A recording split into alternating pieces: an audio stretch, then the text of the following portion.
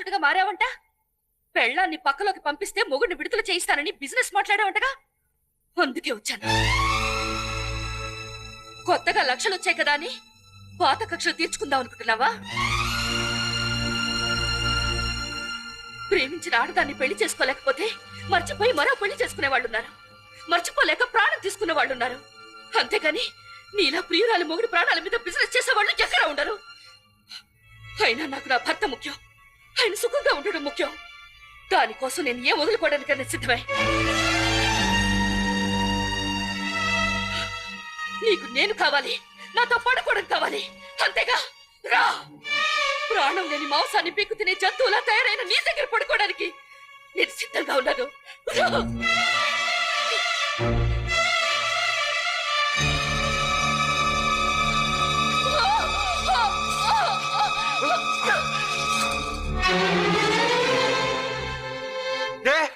బయట లాగేసరికి పతివ్రత అనే విషయం గుర్తుకొచ్చిందా? మహాపతివ్రతలాగా లెక్కిరిచావు కదే. రా. నువ్వేమన్నా అహల్య అనుకుంటున్నావా, అనసూయ అనుకుంటున్నావా? అనుకుంటే మొగుడి కోసం గదిలోకి రావే. ఇక్కడికి వచ్చి వినవే, నీ పేరే వినిపిస్తుంది. ప్రవహిస్తున్న ప్రతి రక్త బిందువు మీద నీ పేరే ఉంటుంది. పీలుస్తున్న ప్రతి గాలి రేణువులోనూ నీ రూపమే ఉంటుంది. కదులుతున్న ప్రతి జీవకణంలోనూ నీ జ్ఞాపకం ఉంటుంది. నీ జ్ఞాపకం ఉంటుంది. మొగుడి కోసం త్యాగాలు చేసే ఆడవాళ్ళను పతివ్రతలనే ఈ లోకం ప్రియురాలి కోసం ప్రాణాలు వదలడానికి సిద్ధపడే మగాళ్ళని తెచ్చులంటుందా? ఎవరినే వ్యాపారస్తుడు అన్నావు? నేను చేసిందే వ్యాపారం అయితే నీ బాబు చేసిందేంటే? వాడి మాటలు విని నువ్వు చేస్తున్న సంసారాన్ని ఏ పేరుతో పిలుస్తావే? ఏ పేరుతో పిలుస్తావు? నిజమైన వ్యాపారస్తులు నువ్వు నీ బాబే. కనుకే ప్రేమను అమ్ముతారేమోనని ఇంకా వెయిట్ చేస్తున్నా. పెళ్లి చేసుకున్న మొగుడి కోసం ఇంకొకటి పక్కలో పడుకోవడానికి కూడా సిద్ధపడ్డాం. నీకు పతివ్రత ధర్మం అయితే ప్రేమించిన ప్రియురాలి కోసం ఏం చేసైనా సరే ఆమెను సొంతం చేసుకోవడం ప్రియుడిగా నా ధర్మం. నిన్ను అనుభవించడానికి పిలవలేదే, నీతో కలిసి జీవితం అనుభవించడానికి పిలిచాను. నాకు కావాల్సింది నీ మాంసం కాదే, నీ మనస్సు. నీ ప్రాణం కాదే, నీ ప్రేమ కావాలి. చేతనైతే ఇవ్వు, ఇవ్వు. శివగే, కమాన్, ఇవ్వు.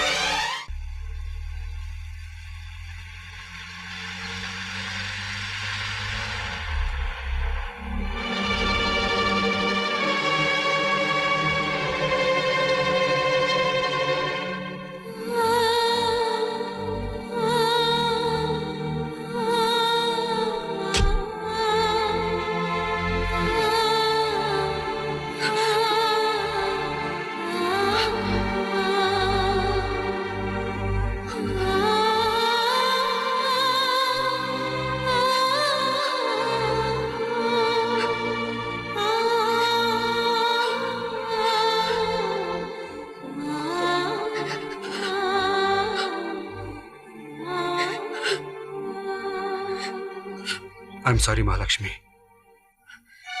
నువ్వు దక్కలేదన్న ఆవేదంతో మారుతూలేను. ఇన్నాళ్ళు భర్త అంటూ ఒకడు ఉండటంతో, అతను ఎలాంటి వాడైనా తాళిబొట్టు కట్టినవాడవడంతో కాదనలేకపోయావు. నీ భర్త ఇంకెన్నాళ్ళు మన మధ్య ఉండడని డాక్టర్లు చెప్పారట కదా. ఏ భర్తనైతే వదిలేసి నా దగ్గరికి రాలేకపోయావో అతనే నిన్ను వదిలి నా దగ్గరికి పంపిస్తున్నాడా. నీకోసం ఎదురు చూస్తాను లక్ష్మి, ఎదురు చూస్తాను.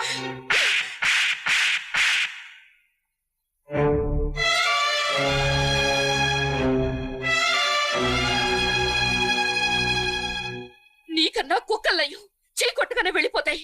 శవం పక్కన చేరి సంసారం చేస్తానంటున్నావు. నువ్వు ఒక మనిషివేనా? ఒక పక్క నా మొగుడు చావు బతుకుల్లో ఉంటే ఓదార్చాల్సింది పోయి శవాన్ని వదిలేసి వచ్చేయమంటానికి నీకు మనసులో ఒప్పింది. ప్రేమించిన వాళ్ళ కోసం తాజ్ మహల్ కట్టిన వాళ్ళని చూశాను కానీ ఇలా ప్రియురాలి మొగుడి సమాధి మీద తాళి కట్టాలనుకునేవాడిని నిన్నే చూస్తున్నాను. నా భర్త చితిమంటల చుట్టూ నాతో కలిసి 7 అడుగులు నడుద్దామనుకున్న నీతి ప్రేమ కాదు, నన్ను ఎలాగైనా సాధించాలని స్వార్థం. నా భర్తకు గుండె పాడైపోయింది కానీ నీకు అసలు గుండెనేదే లేదు. కొండల్ని పిండి చేయడం, కోరిన డబ్బు తెచ్చివ్వడం కాదు ప్రేమంటే. అది దక్కనప్పుడు కూడా హుందాగా ఉండాలి. చూడు, నీకు దగ్గర అవ్వాల్సిన పరిస్థితే వస్తే నా భర్త తల ఒళ్ళో పెట్టుకుని చితి మంటల్లో కాలిపోవడానికైనా సిద్ధపడతాను గాని నీ గుండెల మీద మాత్రం తల వాల్చను. నీలాంటి కాకితో కలకాలం జీవించే కన్నా హంసతో 6 నెలలు బ్రతకడున్నాయో. 100 జన్మలెత్తినా నువ్వు నన్ను చేరుకోలేవు. ఇంకెప్పుడు నీ మొహం నాకు చూపించుకో.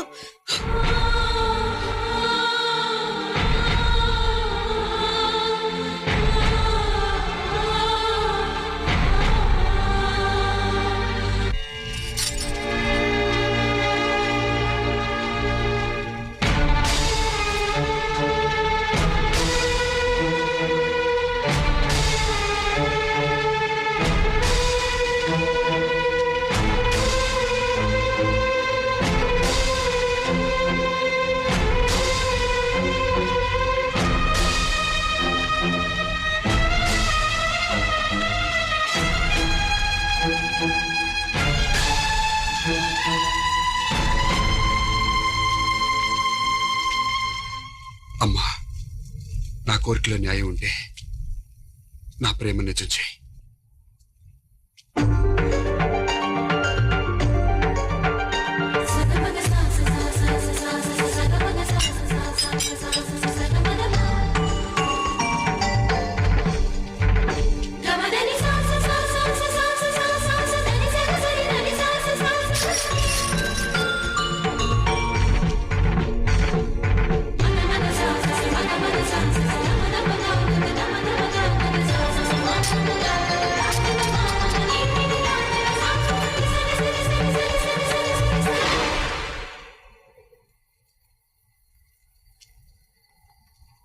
ఒరే, నువ్వు ఎన్ని గాజులు వేసినా పడవరు. చివరికి బంగారపు గాజు వేసినా కూడా పడదు. వంశీ, నా మాట విను. పక్కోడి పెళ్ళం కోసం గాజులేస్తే ఈ దేవతే కదరా. ముక్కోడి దేవతలో ఏ దేవత నీ కోరిక తీర్చదు. ఈ రోజు నువ్వు ఎవడి పెళ్ళం కోసం గాజులు వేస్తున్నావు, రేపు నా పెళ్ళం కోసం గాజులు ఏమని గ్యారంటీ ఏమిట్రా? నా భార్య వెళ్ళాలి, ఆ మహాలక్ష్మి వెళ్ళాలి. తేడా ఏమిటి? మహాలక్ష్మి పరాయి వాడి భార్య కాకముందే నా ప్రేయసిరా. నేను ప్రేమించిన మనిషిరా. నాది నిజమైన ప్రేమరా. తల్లి కూడా భర్త వచ్చే వరకేరా బిడ్డలు పక్కలో పడుకోబెట్టుకునేది. అంటే భర్తకి బిడ్డకి కూడా ప్రేమలో తేడాలున్నాయి. అంతకన్నా గొప్ప ప్రేమరా అనేది.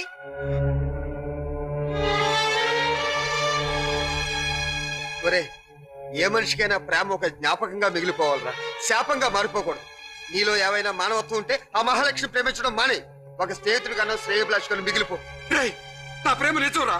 నన్ను ఇష్టపడింది నిజమైనప్పుడు మహాలక్ష్మి నా సొంత నేత కూడా నిజమేరా. ఆడది పవిత్రంగా వేసుకునే గాజు ఈ పాపిష్టి కోరిక తీర్చదురా.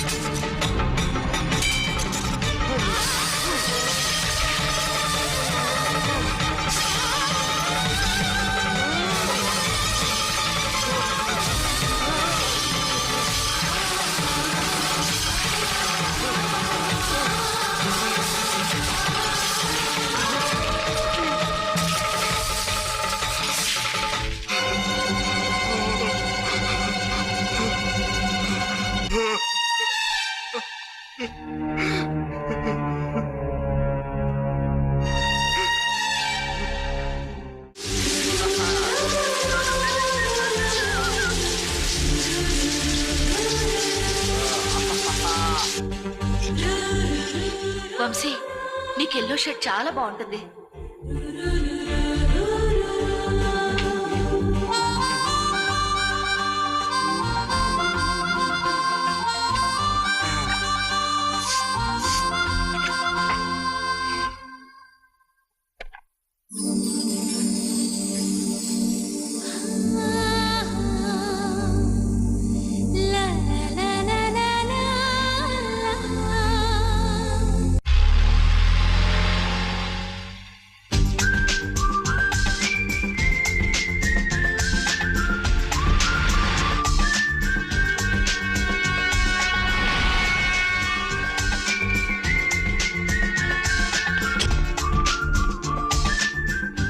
గౌతమ్ ఎన్ని గంటలకండి? 7:30. ఎక్స్క్యూజ్ మీ, గోదావరి ఎన్ని గంటలు బయలుదేరుతుందండి? 4:45 సార్. రైట్ టైమే కదండి? Right time sir. మౌలాలు ఆగుతుందండి? ఆగదండి. Thank you sir. Welcome.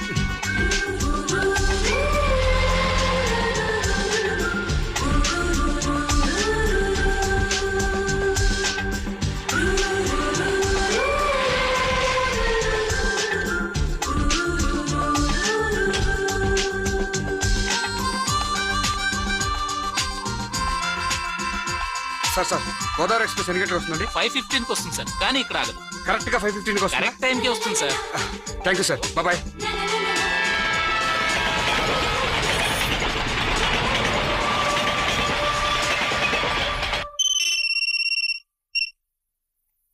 Hello, Shivaji, I'm sorry రా.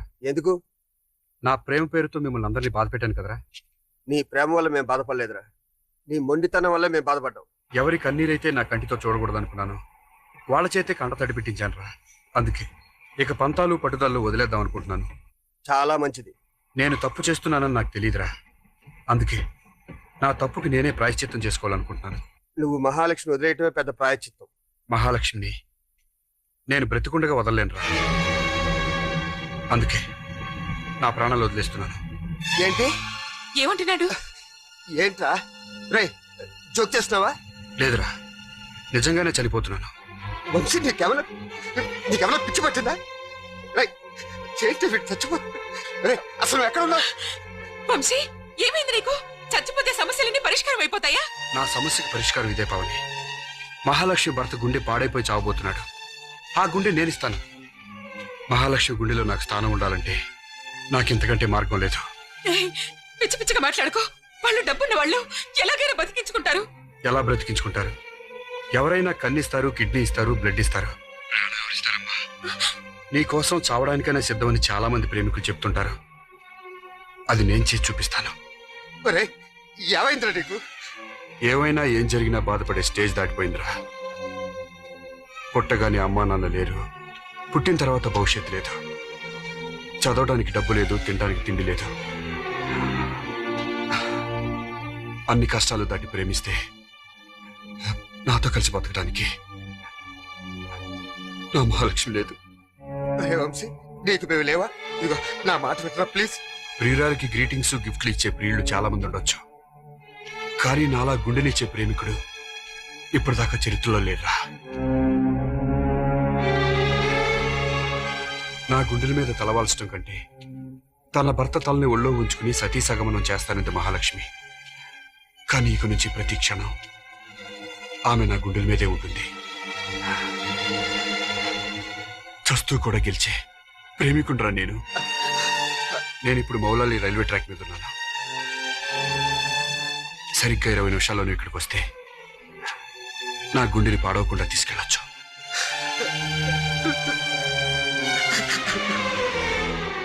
రే, ఎందుకు ఏడుస్తావు?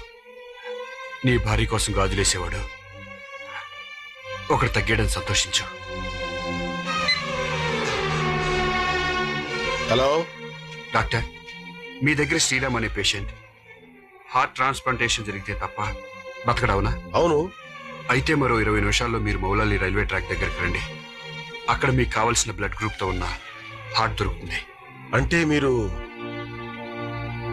ప్రేమించిన మీ భార్య సంతృప్తి కోసం నిజాన్ని గుండెలో దాచుకున్న మీరు నా ప్రియురాలి కోసం కొండంత ప్రేమని గుండెలో దాచుకున్న నా గుండెని అందించలేరు doctor.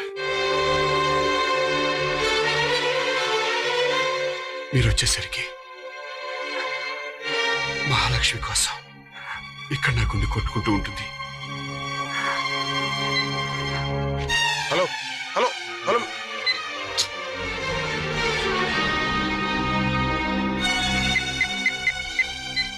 Hello Moula Ali police station.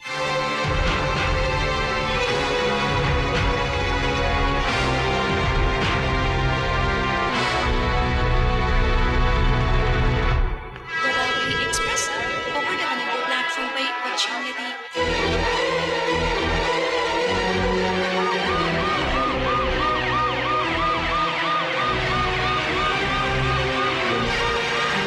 Godavari express 1వ నెంబర్ ప్లాట్ఫామ్ నుండి బయలుదేరి సిద్ధంగా ఉంది.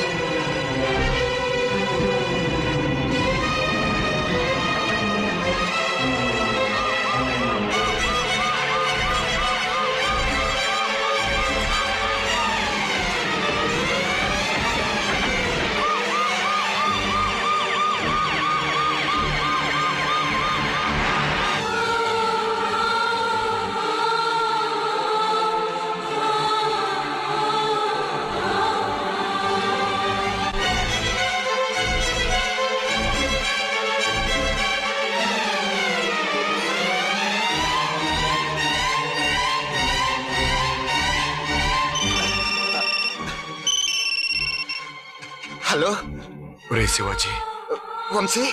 నేను మహాలక్ష్మిని పెళ్లి చేసుకోవాలనుకుంటే వాళ్ళ నాన్న అడ్డుపడ్డాడు. ఇప్పుడు నేను మహాలక్ష్మి కోసం చావాలనుకుంటే నువ్వు అడ్డుపడుతున్నావురా. ఒరే వంశీ, ప్రేమించిన వాళ్ళతో కలిసి బతకలేకపోయాను. కనీసం ప్రేమించిన వాళ్ళ కోసం చచ్చే స్వేచ్ఛైనా నాకు ఇవ్వండిరా. సార్ స్టేషన్ మాస్టర్తో చెప్పి సిగ్నల్ ఒకటి ఆపించండి సార్. Okay okay. సిగ్నల్ ఆపిన లాభం లేదురా. Already my life is in green signal. ఒరే వంశీ, నా మాట వినరా. ఇదిగో నాన్నగారు మాట్లాడతారంట. మామయ్య ప్లీజ్ మామయ్య, మహాలక్ష్మి కాకపోతే ఇంకో అమ్మని మరో బస్ స్టాప్ లో చూసుకుందాం మామయ్య. ప్లీజ్ మామయ్య, నా మాట విను మామయ్య. వద్దు మామయ్య, మహాలక్ష్మి కంటే ఇంకా అందమైన అమ్మ నేను ట్రై చేసి పెడతాను మామయ్య. ప్లీజ్ మామయ్య, వద్దు మామయ్య, నా మాట విను మామయ్య. వంశీ, వంశీ,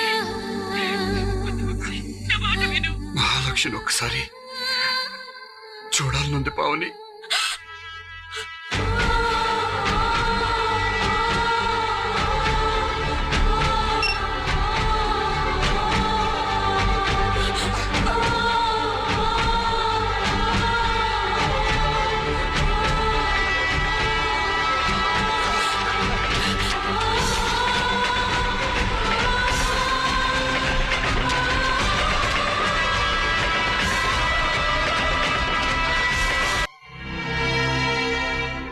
మహాలక్ష్మి, నువ్వెదుర్రా.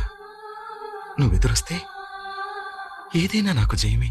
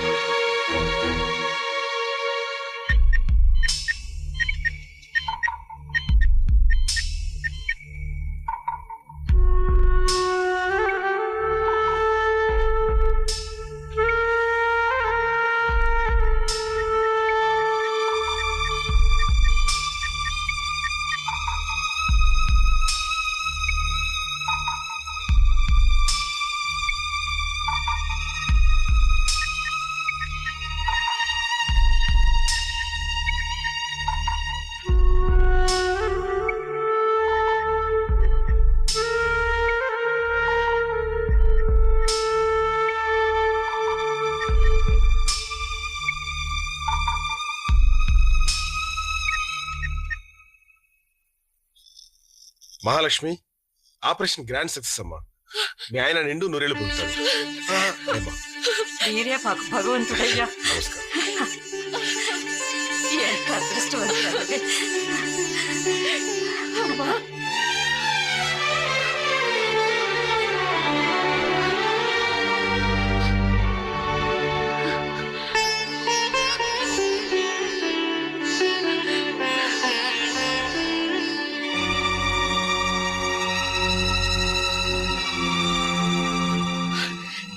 శివాజీ గారు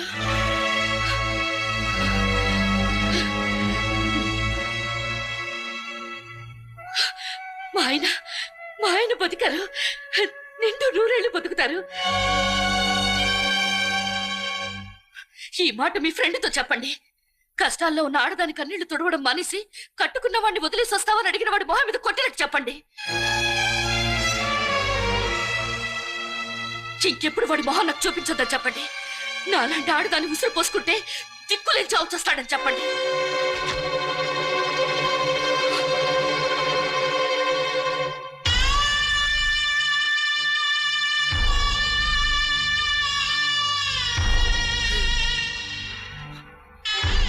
వీడేమీ నీ ఉసురు పోసుకోలేదమ్మా. నీ భర్తకి ఊపిరి పోసాడు వీడు. నీ భర్తకి గుండె దానం చేసింది ఎవరో కాదు, వీడే. ఇదిగో చూడు.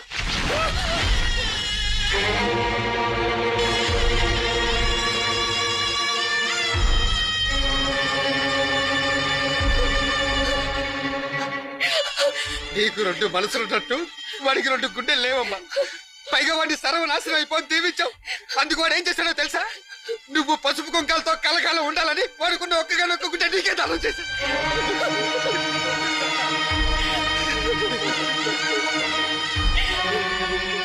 నీ సుఖం కోసం వాడు ఆఖరిసారిగా రాసిన ఉత్తరం. ఇది లవ్ లెటర్ కాదు, లీవ్ లెటర్.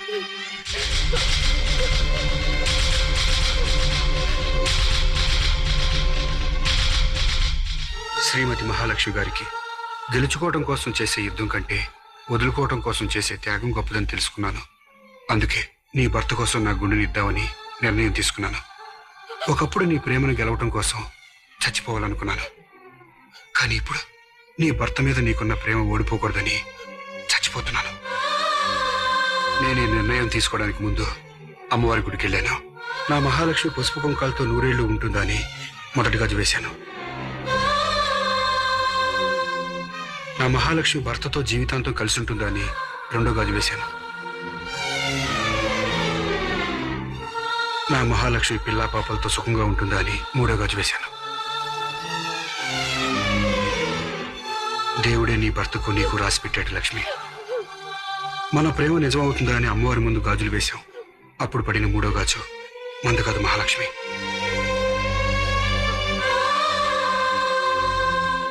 ఆ గాజు కూడా పడకపోతే నువ్వు నాకు దక్కవేమో అన్న ఆలోచనే నేను తట్టుకోలేకపోయాను. మహాలక్ష్మి, నాకు నీ మీద ప్రేమ లేదని నువ్వు అనుకోవచ్చు, కానీ నాకు గుండె లేదని మాత్రం అనుకోవద్దు. కనీసం నీ భర్త బతికిన తర్వాత అయినా నాకు హృదయం ఉందని నమ్ము మహాలక్ష్మి. చివరిగా ఒక్క మాట, చాలా మంది చాలా సంవత్సరాలుగా చాలా మందితో చెప్తున్న మాట, చాలా మామూలు మాట. I love you. I love you, Mahalakshmi. I love you forever.